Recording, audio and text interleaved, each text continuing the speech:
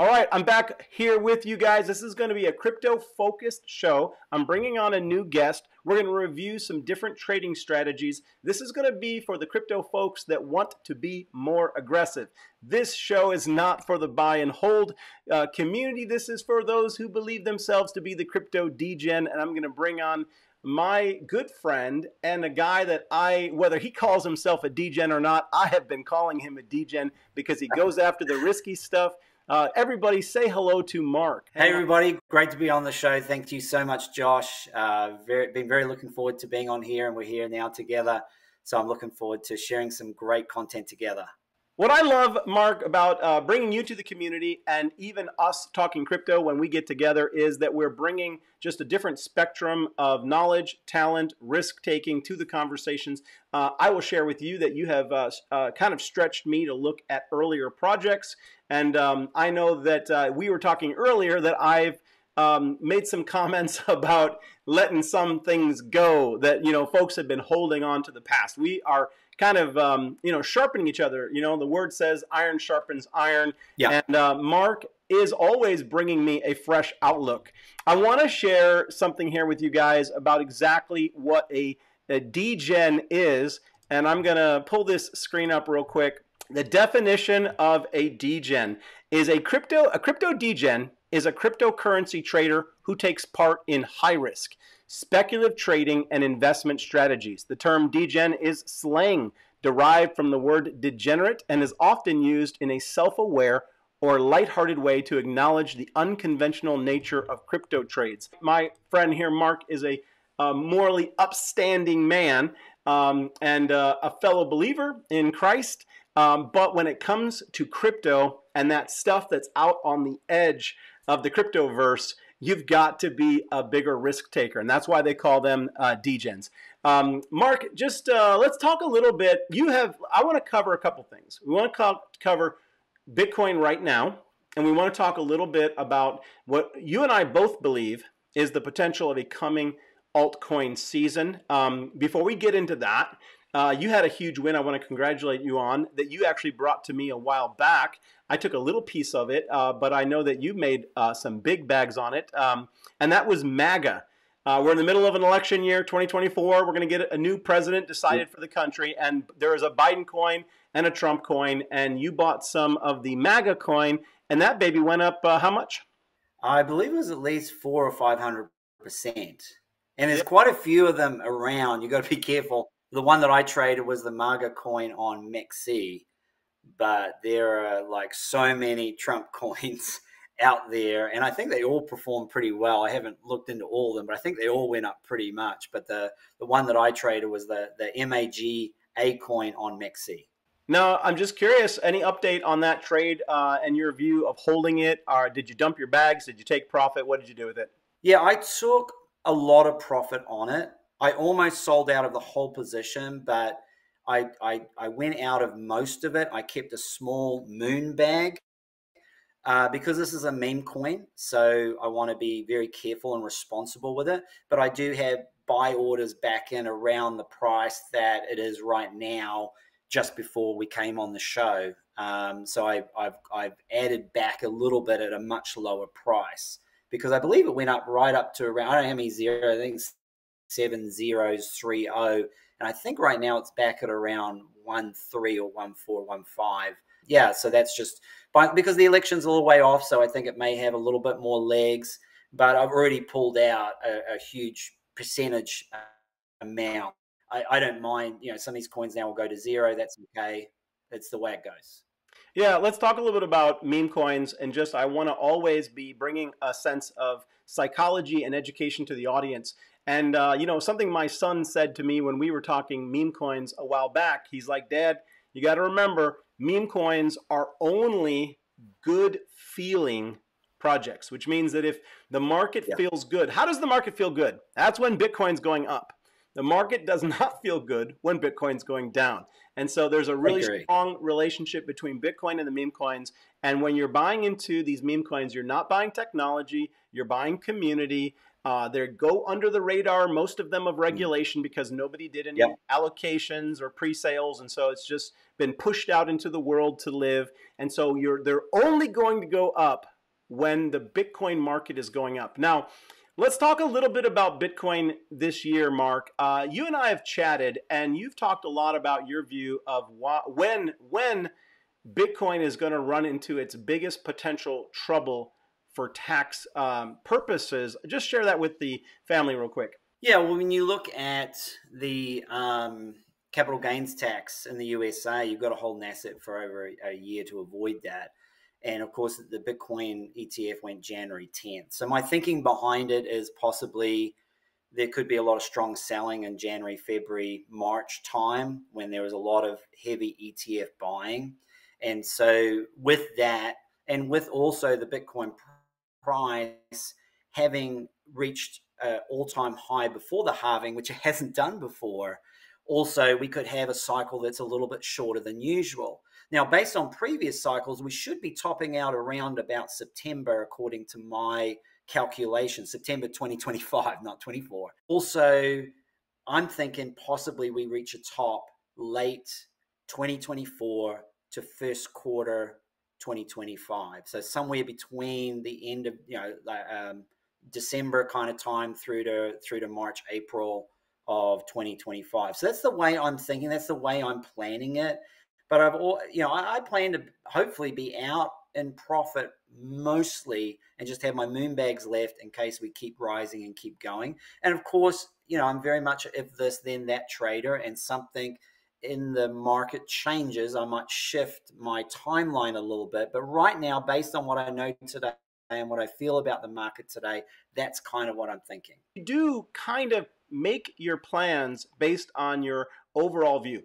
I wanted him to share specifically about the capital gains tax and the scenario that Bitcoin might get into in the first quarter of next year, because I think it's a very realistic perspective, one that we need to begin to have on our radar. People aren't talking about it now, but when we get later into this year, it's going to become a bigger topic. But this is the type of stuff that, these come out of these great conversations and out of Mark.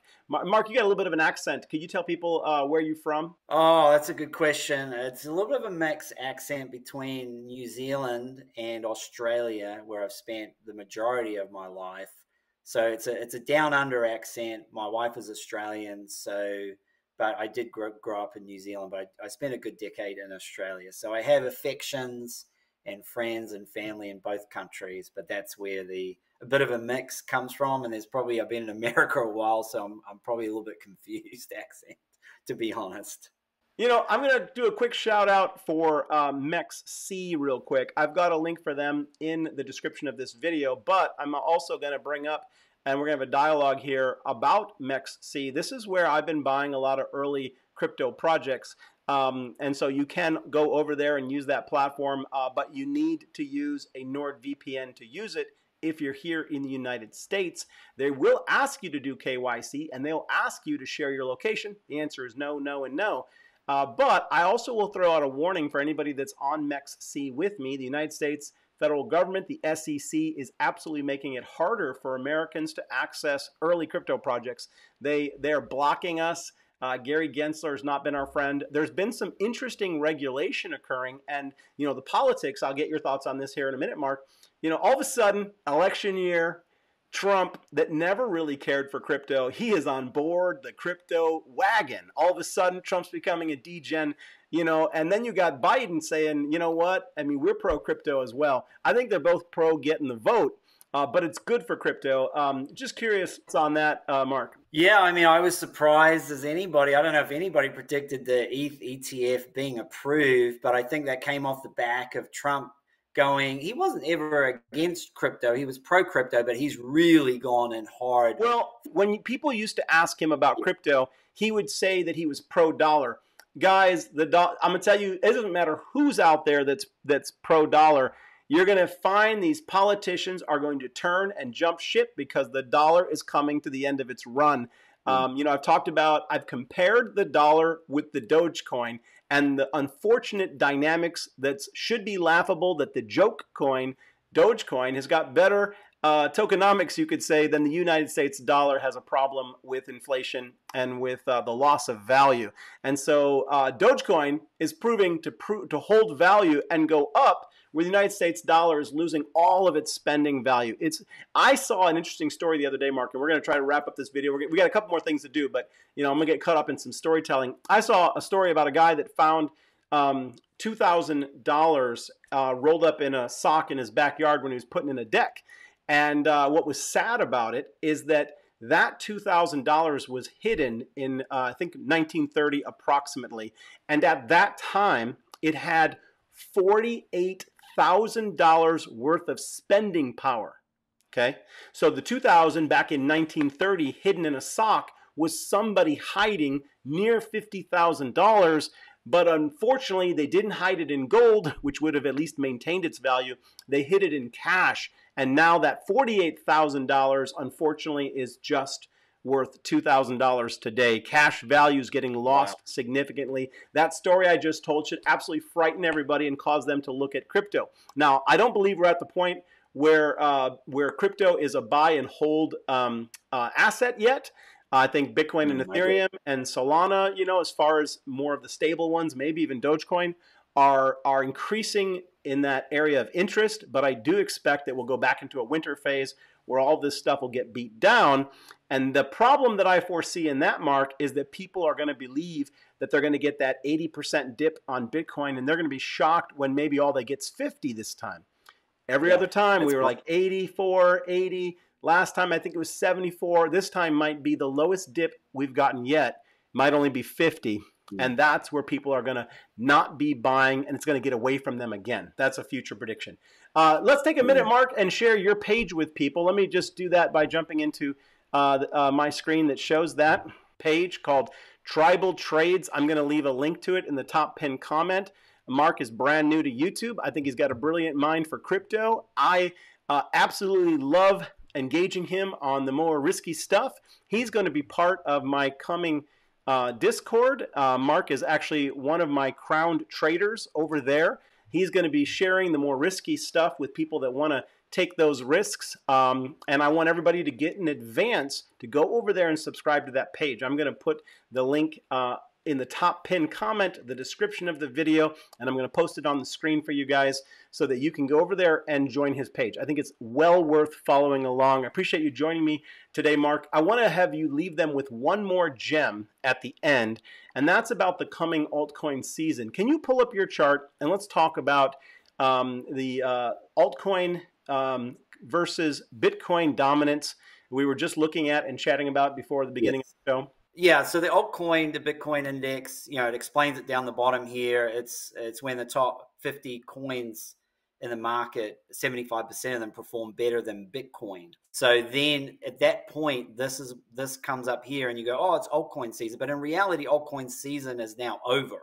because you can see once it gets there, it starts to come down. And so this for me is the time to be more in Bitcoin or take profits here out of your altcoins. Now, when you come down to here, well, this is when obviously it's time to buy your altcoin. So I would think we're closer to where I'm more buying altcoins. And on the channel that you just showed, I've actually done like a 5 or 6 part series where I have shared my top, I believe it's 25 coins, and I give price entry points, and I give my estimated top of the bull market for each of those coins. So there's about 25 gems in there that from the AI sector, real world assets, blockchains, meme coins. I am going to be doing, being the Degen, I am going to be sharing about 20 meme. I'm going to do a meme coin mania episode as well, where I'm going to share about 20 different meme coins that I'm currently trading in, and I'm going to try and put some entries and things in there if possible.